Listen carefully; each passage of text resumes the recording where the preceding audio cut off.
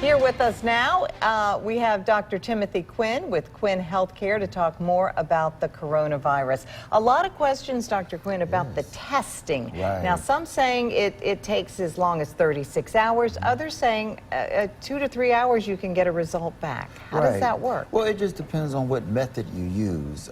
There are multiple methods that are out there right now. Some of the methods with the faster turnaround time are still awaiting FDA approval. Okay. There are different companies out of Germany and Switzerland that are coming out with these tests. But the most common tests being used right now in Mississippi are the tests that are done by the health department, which we saw in the press conference earlier. Right. And as Dr. Dobbs said, the turnaround time for their test is 24 hours. So that's pretty good. That's about... Yeah. But now, if some of the clinics, such as mine, who have LabCorp access, LabCorp is a private company. Right, like Quest. Exactly. Quest and LabCorp. Right. They're providing the testing as well. Now, the tests have to be done at the clinic. And basically, it's a sputum specimen, but it takes 3 to 4 days to get the results from the LabCorp option. So as time goes on, more clinics will receive the more quick tests, as far as the ones that are ready in an hour to 1 to 3 hours. But for now, the most common scenario are the tests where it takes anywhere from 1 to 3 days. We're going to see more cases, would you say?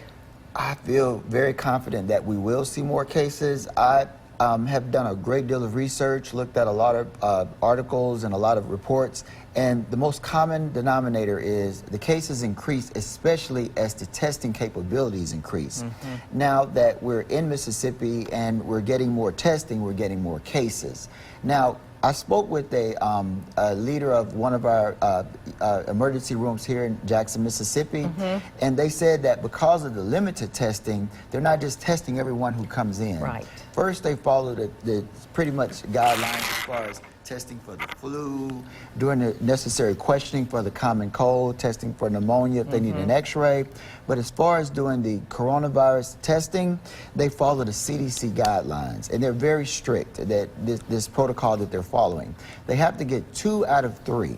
The first one is a must. They have to get this one.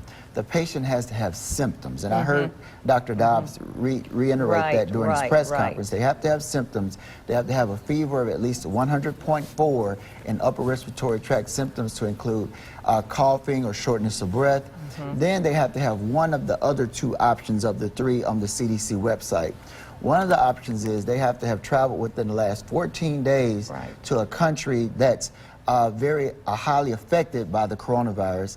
And the third one is they have to have had contact with someone that has a confirmed case of COVID-19 coronavirus infection or have a high index of suspicion.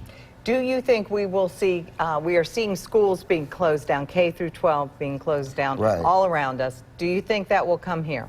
Well, the first thing, and I listened to the press conference very closely, Dr. Dobb talked about the fact that right now it's not guaranteed they're going to close the schools because it's very disruptive to the young people's education. But what they are going to do is take measures in the school definitely right now. For instance, they probably will, well, not probably, but he even said they're going to cut down on large assemblies of students. They won't go to the big gymnasium for a pep rally. They probably will have their lunch in the rooms as opposed to the cafeteria.